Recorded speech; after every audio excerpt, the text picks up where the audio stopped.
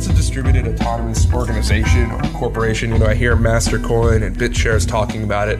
And how is that going to fit into Ethereum's Turing complete code? Okay, so the idea behind a distributed autonomous organization is that you have an organization. It could be a company, it could be a nonprofit, it could be anything, made up of people. But the organization's structure, the organization's bylaws and its constitution, they're not enforced by a legal system, they're enforced directly on the blockchain.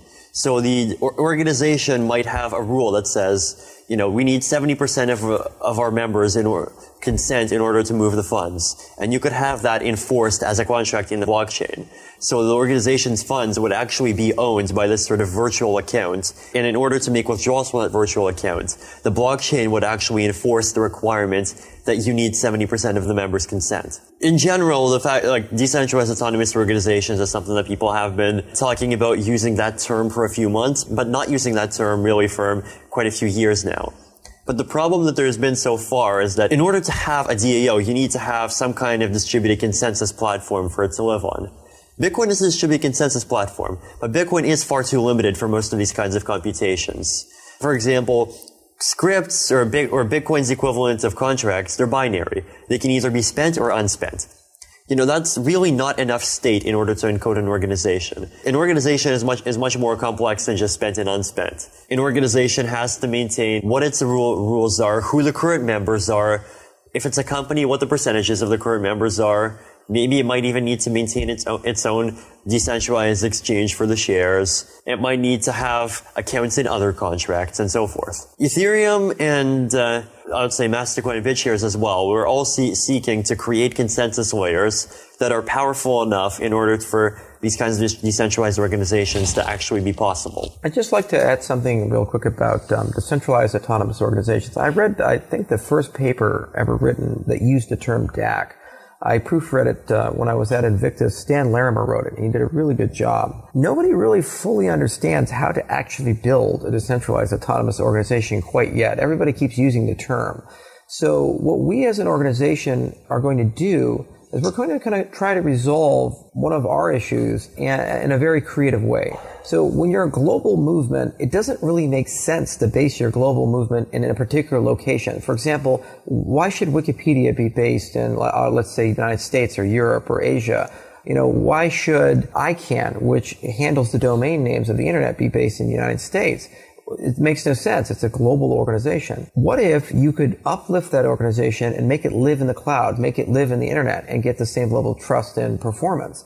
So what we're going to do is, working with CoinTalk, is develop a documentary over a 12 to 24 month period after we launch to take our central organization that manages the Ethereum project and gradually convert this step by step into a decentralized autonomous organization and basically become a how-to manual.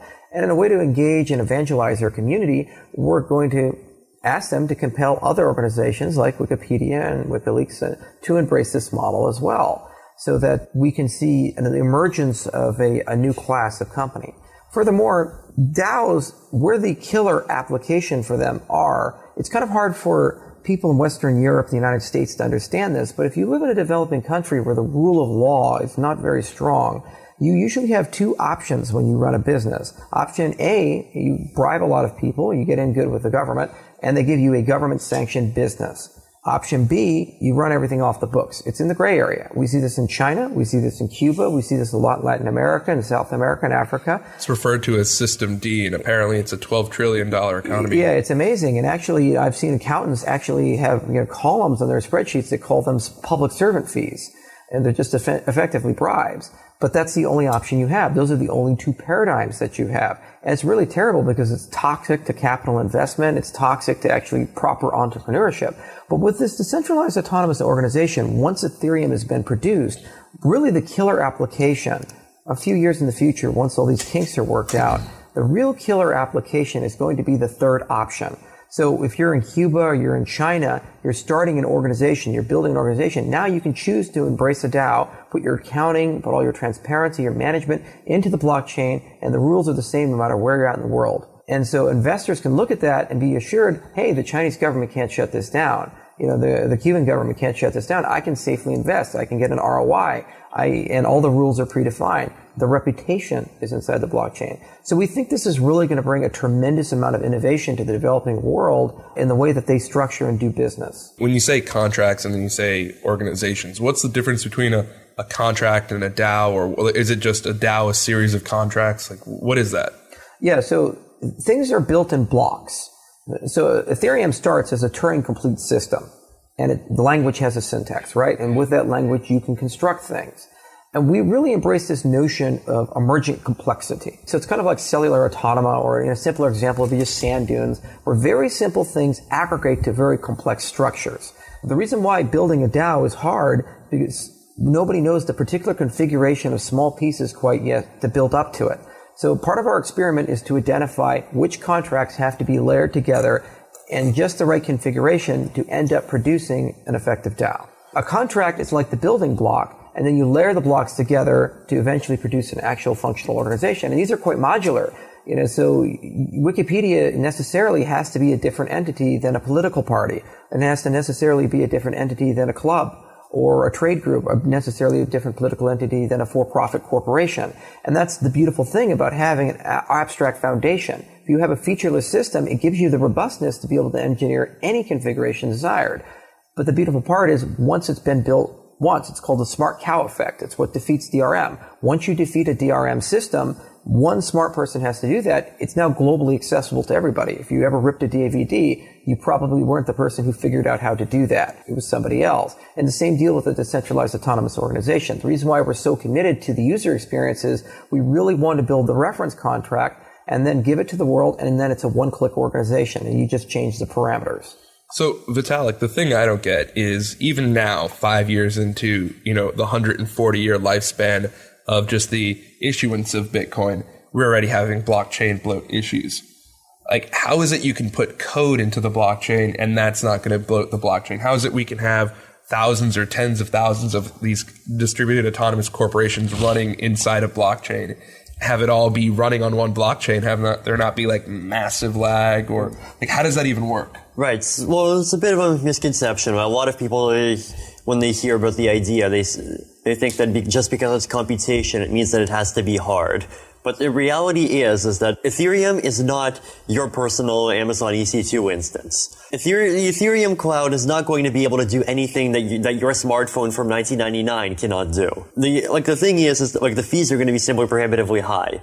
It's not the point of Ethereum to run heavy computations. The point of Ethereum is to run things like business logic, computations that try and basically just enforce the rules of an organization. Is the number of votes greater than 70%? Is the transactions signer the correct entity, and so forth. And then there's also going to be some somewhat more complex computations to do various cryptographic validations. But that's pretty much the extent to which it goes. Ultimately, and even code itself, like we're using a bytecode, and most of the scripts that we're going to see running in contracts are going to be less than 100 bytes of code. It really is not that much more unmanageable than even Bitcoin. And, even if it turns out that it does become too bloated, then there are ways of sort of compromising between using Ethereum and using a completely separate system. So, for example, you could have a completely separate system that stores some data off-chain, but you use Ethereum to actually audit updates to the data. So, and then there are lots of different compromises along the way. Like you do the data off-chain computation on-chain, or you can do both of them off-chain and have mining on-chain, and so forth. So the thing is that even if you look at where Bitcoin is now, people are already still thinking of various sort of optimizations that you can make in order to make Bitcoin more scalable. And that's still 5 years after the protocol was released. So we do not need to have all of the solutions now. What matters is that we have the scripting language. And because of the concept of Turing completeness, the scripting language can be used to implement literally anything that can possibly be implemented. So if a solution exists, someone can just slap it on later. To add a little point to this notion of blockchain bloat, Vitalik is very correct in saying that we do things in a slightly different way that makes it better. But it's still a common problem for everybody in the ecosystem. I think it's a rather unfair criticism to say, oh, well, you didn't solve the problem and therefore you don't have a justification to exist. Bitcoin has yet to resolve this problem. They are nowhere near the transaction volume of Visa or MasterCard. They're nowhere near the transaction volume of stock exchanges. And yet they've grown to a dozen gigabytes in size.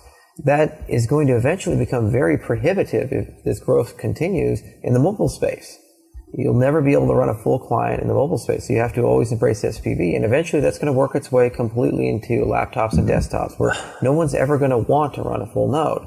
And that has problems inside the ecosystem. So we as a project are committed to partnering with a lot of people in this space because this is a common problem. We're going to go to the Coinbases and the BitPays. We're going to go to the Mastercoins and even the BitShares and the Bitcoin Core developers and work with some academic partners and say, listen, this is a common problem for everybody. Let's figure out a way to better optimize the use of the blockchain. That's the first point. The second point is recognizing where you don't need to do things on a blockchain. Vitalik was very right in this. They say it's a business logic layer in a sense. So if you want to do a peer-to-peer exchange, for example, you could technically store all the transactions on a blockchain. That's one way of doing it. Or you could use something better, like, for example, open transactions, which is a wonderful ecosystem that Chris Odom has put together. And you can take a lot of the auditing logic where it says, well, yeah, you require trust, but it's distributed trust, so it ought to be good enough, and say, well, we can do you one better. Instead of having kind of good trust, we can go no trust.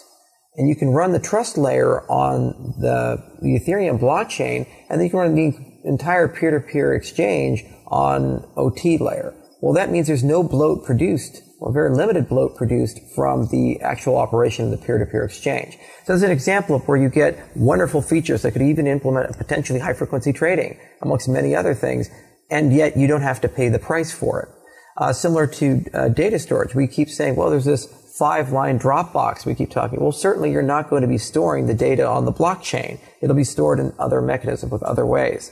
And then the final point is this idea of improving the trust model itself for thin clients. Maybe you don't necessarily need to have a full node, and maybe you don't necessarily need to have quite an SPV node. Maybe there's something that can live in between, which you can have a minified blockchain and some zero-knowledge proofs.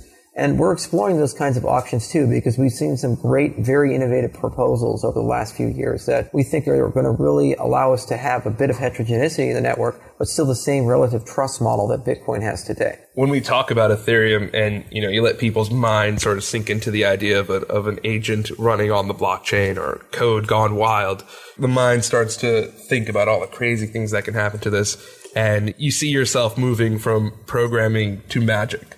So what I want to know is, what can Ethereum actually do and what are its limitations? It kind of seems pretty magical, and I just want to know, it is just a program. What can it do and what can't it do? What Ethereum can do, we've got lots of examples in our white paper, in our other materials. So you can do domain registration, you can issue your own currency, you can do decentralized exchange, you can have an identity system, you can have a decentralized social network, on blockchain gambling, so decentralized Satoshi Dice, decentralized Dropbox, crop insurance, financial derivatives, so all decentralized autonomous organizations. That's all stuff that we can do. Now, I'll give you one example of an incredibly attractive feature that we can't do, which is a full 100% trust-free cryptocurrency whose value is as stable as the US dollar. In a lot of ways, that is the holy grail of cryptocurrency. If you can create a cryptocurrency that maintains a value that's at least, if not exactly the US dollar, but maintains a value that fluctuates as little as fiat currencies do, that pretty much takes away what is probably the largest problem facing the Bitcoin economy today. We do come close, however, even though we do not solve that particular problem. So what we have is we can use this concept of a hedging contract, where two people enter into a contract, they both put in $1,000 worth of Ether, and then after 30 days, you get $1,000 worth of Ether back.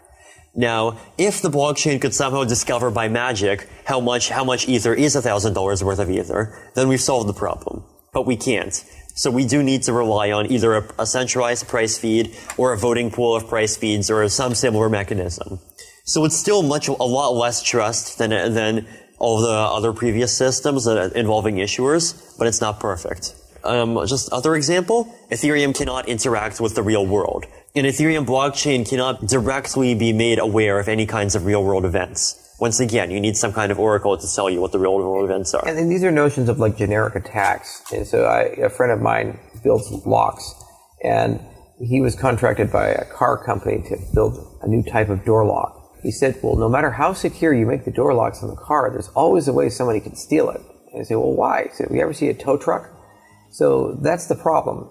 You can build a system incredibly secure within its own ecosystem. You can build a system incredibly robust within its own ecosystem. So Ethereum can do magical things. Bitcoin can actually do some very magical things. Cryptocurrencies in general can.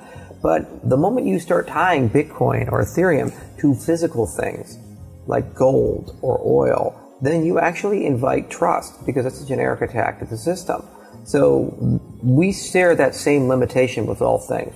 Same limitation with the DRM system. You know, you could build wonderful crypto, but the moment that somebody has access to a video, they can pull a camcorder out and record the movie they're watching on the screen, regardless of how good your encryption algorithms are. So this is the common feature. There are generic attacks that do exist. There are generic cases that we can never solve. And Vitalik's right. Anything in the physical world, cryptocurrencies cannot resolve.